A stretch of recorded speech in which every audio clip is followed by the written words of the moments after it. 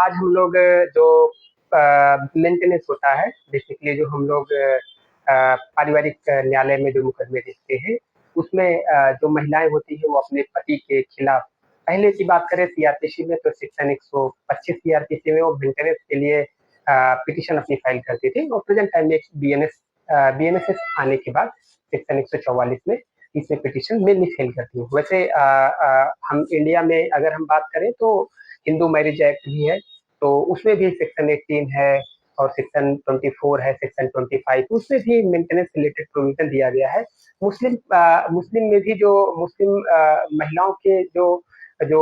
मुस्लिम के उसमें है, मुस्लिम के लिए भी अलग है, लेकिन स्पेसिफिक क्या है, जो सीआरपीसी है और जो बीएनएसएस है वो किसी भी कास्ट के लिए, मतलब किसी भी रिलीजियस के लिए वो इंडिया में अप्लीकेबल है। मतलब मुस्लिम भी क्या कर सकता है, वो सीआरपीसी में या बीएनएसएस के सेक्शन में मेंटेनेंस के लिए केस फाइल कर सकता है। ऐसा जरूरी नहीं है कि वैसे हम स्पेशल एक्ट बनाया गया है हिंदू के लिए, हिंदू मैरिज एक्ट में भी प्रोविजन है, मुस्लिम के लिए अलग एक्ट पास किया गया उसमें मेंटेनेंस रिलेटेड प्रोविजन है। जैसे हिंदू में हिंदू एडॉप्शन एंड मेंटेनेंस का जो एक्ट है उसमें भी आई थिंक सेक्शन 18 में मेंटेनेंस रिलेटेड प्रोविजन है। और हिंदू मैरिज एक्ट के सेक्शन 24 और सेक्शन 25 में मैंने आपको बता ही दिया कि during pendency of the cases और परमानेंट और इल्मिनी से रिलेटेड प्रोविजन दिया गया है। मुस्लिम में भी स्पेशल जो एक्ट बना जो जो उनके एक्ट पर्सनल एक्ट बनाए गए उसमें भी, चाहे पारसी से रिलेटेड जो भी है उसमें भी एक्ट में बनाया गया, लेकिन ओवरऑल अगर हम जो सबसे ज्यादा प्रेक्षण जो देखने में मिलता है वो सीआरपीसी के सेक्शन 125 में, उसमें भारत का कोई जो सिटीजन है वो इसको मेंटेनेंस के लिए वो केस फाइल कर सकता है, जो पॉपुलरली 125 सीआरपीसी और 144 बीएनएसएस में फाइल किया जा सकता है। आज हम ये समझते हैं कि इसका मेन ऑब्जेक्ट क्या है। तो जो पिटीशन फाइल की जाती है वो पिटीशन कौन कौन फाइल कर सकता है, तो अगर हम मेनली देखें तो बच्चे भी फाइल कर सकते हैं। अगर माइनर बच्चे हैं, माइनर बच्चे का सेंस ऐसा हुआ कि अगर बच्चे की उम्र 18 साल से कम है, चाहे वो लड़का हो चाहे लड़की हो, वो अपने पेरेंट्स के अगेंस्ट में मेंटेनेंस के लिए सूट फाइल कर सकता है, पिटीशन फाइल कर सकता है, केस फाइल कर सकता है सेक्शन 125 और या सीआरपीसी या 144 बीएनएसएस में। अच्छा, ये भी ध्यान देने वाली बात है कि अगर लड़का है तो जब तक वो माइनर है तभी तक, मेजर होने के बाद 18 साल से ज्यादा अगर उसकी उम्र हो जाएगी तो वो उसके लिए अपने पेरेंट्स से मेंटेनेंस के लिए लायबल नहीं होगा। रही बात लड़कियों के लिए, लड़कियों का केस में थोड़ा सा अलग है। अगर हम थोड़ा सा ब्रॉड इंटरप्रिटेशन देखें तो आप इसको समझने के लिए आप इस चीज को कंसिडर कर सकते हैं कि अविवाहित अगर जो लड़कियां हैं, लड़की है, डॉटर जो है वो अगर अविवाहित है, जब तक उसकी शादी नहीं हुई है तब तक वो अपने पेरेंट्स से क्या कर सकती है, खर्चा मांग सकती है, मेंटेनेंस क्लेम कर सकती है। और जैसे उसकी शादी हो जाती है तो वो अपने पति से खर्चा के लिए इंटाइटल होती है। तो अगर देखा जाएगा तो मैंने आपको बताया बच्चे मांग सकते हैं, पत्नी मांग सकती है। पत्नी पत्नी में इसको मैं आपको एक बात और बता दूं, दो पति पत्नी है, दोनों लोग अगर मान लीजिए उनका डाइवोर्स हो गया, फिर भी पत्नी पत्नी क्या कर सकती है, अपने पति से मेंटेनेंस का केस तब भी कर सकती है। ऐसा बहुत लोगों को ये लगता है कि अगर डाइवोर्स हो जाता है तो वो खर्चे के लिए इंटाइटल नहीं, तो ऐसी बात नहीं है। जब तक वो चीजें हैं उस केस के फैक्ट और सिचुएशन के हिसाब से, उसके बाद भी डाइवोर्स के बाद भी पत्नी पति से मेंटेनेंस के लिए वो कर सकती है, सूट फाइल कर सकती है, पिटीशन फाइल कर सकती है। तो पत्नी अपने पति के खिलाफ मेंटेनेंस के लिए कर सकती है। अच्छा, मैंने आपको बताया बच्चों और पति पत्नी के बारे में बताया। एक बात और भी आपको समझना, माता पिता भी अपने बच्चों के लिए सूट फाइल कर सकते हैं, पिटीशन फाइल कर सकते हैं और उनके मेंटेनेंस के लिए कोर्ट से प्रेयर कर सकते हैं। तो अगर माता पिता के बारे में देखा जाए तो माता पिता क्योंकि बुजुर्ग हैं, हमारी ये सोशल रिस्पॉन्सिबिलिटी है और हमारी एक मोरल रिस्पॉन्सिबिलिटी है। तो इसको कंसिडर करते हुए एक्ट में माता पिता भी अपने बच्चों से मेंटेनेंस के लिए क्या कर सकते हैं, क्लेम कर सकते हैं, कोर्ट में जाके पिटीशन फाइल कर सकते हैं। तो ये सारी चीजें जो ब्रॉड इंटरप्रिटेशन मैंने आपको बताया कि मेंटेनेंस माता पिता अपने बच्चों से, बच्चे अपने पिता माता पिता से, या फिर जो पत्नी है वो अपने पति से क्या कर सकती है, मेंटेनेंस का केस फाइल कर सकती है। अब हम थोड़ा सा देखते हैं कोर्ट जब मेंटेनेंस के केस को जब डिसाइड करती है तो बेसिकली अगर हम वाइफ की साइड से बताएं, पत्नी की साइड से बताएं, क्योंकि सबसे ज्यादा जो विवाद आता है वो पति पत्नी के बीच में ही आता है। तो पति और पत्नी के बीच में अगर मैट्रिमोनियल डिस्प्यूट चल रहा है और 125 सीआरपीसी या 144 बीएनएसएस में मुकदमा अगर फाइल किया गया है, तो जब कोर्ट पत्नी के फेवर में अगर कोर्ट को ऑर्डर पास करना होता है तो बेसिकली कोर्ट किन किन चीजों को कंसिडर करती है उसको हम थोड़ा सा ध्यान से समझते हैं। पहली चीज़, पत्नी को मेंटेनेबल पाने के लिए क्या-क्या चीज़ें साबित करना पड़ेगा, तो पहली चीज़ जो है, वो चीज़ें जो सबसे ज़रूरी चीज़ है वो कि इनकी जो शादी शादी होना चाहिए। दोनों लोगों में पति-पत्नी होने चाहिए। तो जो मैरिटिकल जो रिलेशनशिप है, पत्नी को साबित करना पड़ेगा कि हम इनकी लीगली वाइफ़ हैं, हम इनकी पत्नी हैं, विवाहित पत्नी हैं और हमारा ये अधिकार है, क्योंकि पत्नी अगर पति-पत्नी के बारे में आपको बेसिकली बता रहा हूँ, तो पहली चीज़ें जो पत्नी को कोर्ट में फाइल करना पड़ता है एफिडेविट के थ्रू, अपने एविडेंसेस के थ्रू कि वो उसकी लीगली वेडेड वाइफ़ है, उसकी पत्नी है और उनका विवाह हुआ है, ये चीज़ें उनको प्रूफ करना पड़ता है। दूसरी चीज़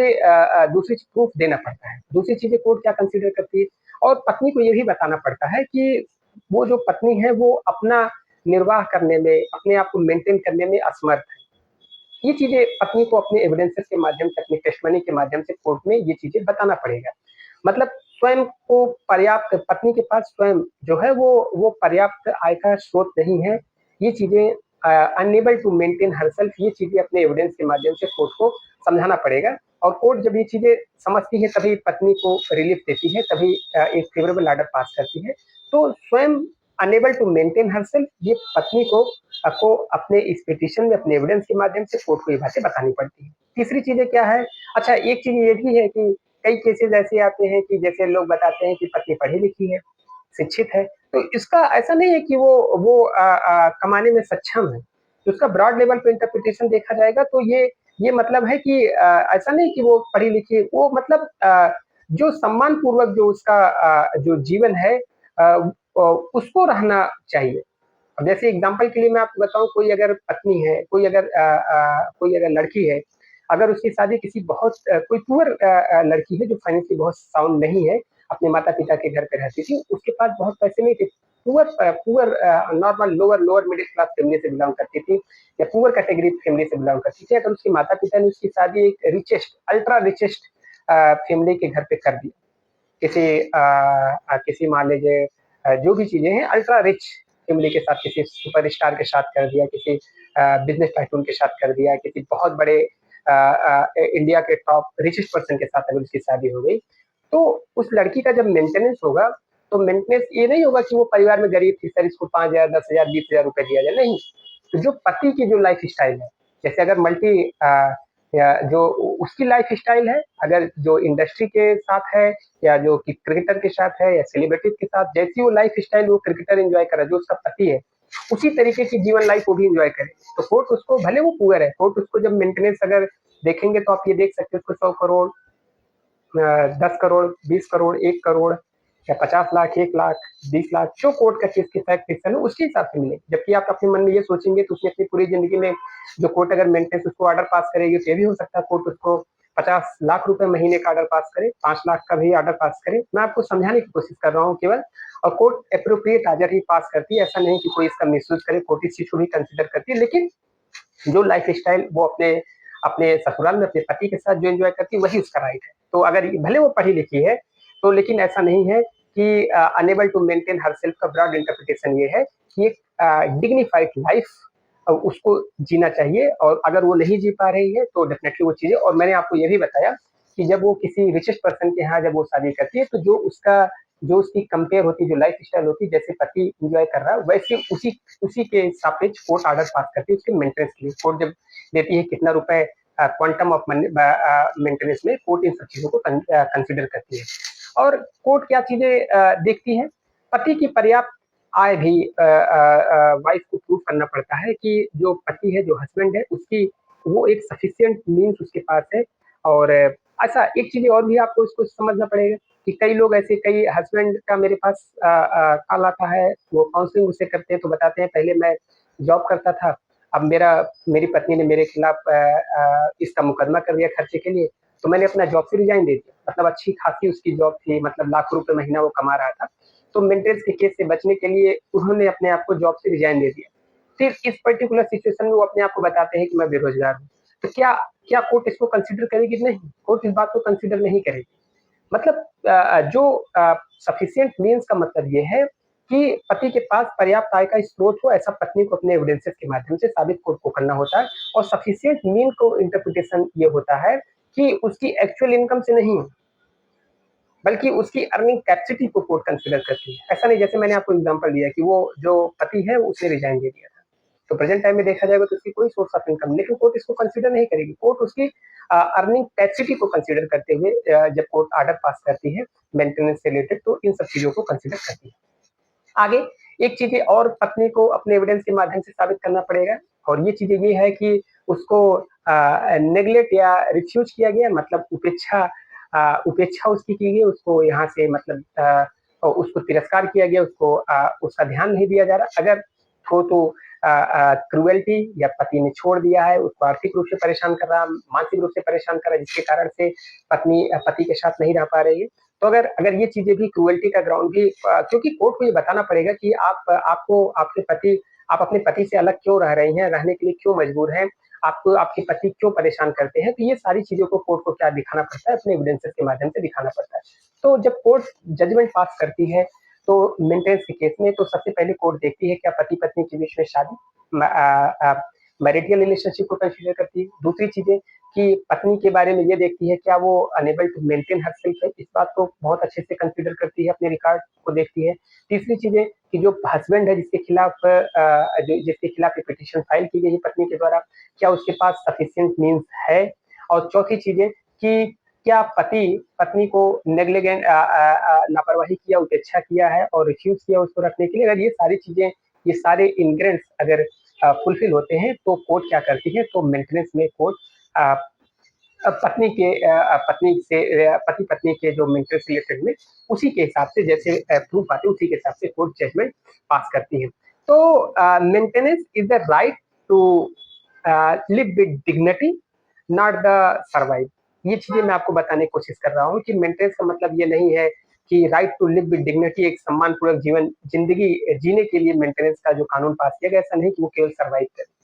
ऐसी बातें नहीं है। तो ये चीजें भी कोर्ट कंसिडर करती है, और ये बहुत बड़ा पैरामीटर होता है। जितने भी अपेक्स कोर्ट के जजमेंट है, जितने भी अनेबल जो बेसिक प्रिंसिपल्स भी हैं और जो एक्ट पास किया गया, उसमें महिलाओं बच्चों को भुखमरी और परित्याग से बचाने के लिए लॉ मेकर इस तरीके का लेजिस्लेचर ने हमारे कानून इस तरीके का एक्ट पास किया। वैसे प्रेजेंट टाइम में देखा जाएगा तो इसका सबसे ज्यादा मिसयूज हो पा रहा है, बट जो कोर्ट है, कोर्ट इन सब चीजों को कंसिडर करती है। हस्बैंड के साइड से मैं यही चीजें बताना चाहूंगा कि डेफिनेटली कि अगर आपके पास आप कोर्ट में अपने एविडेंसेस के माध्यम से अगर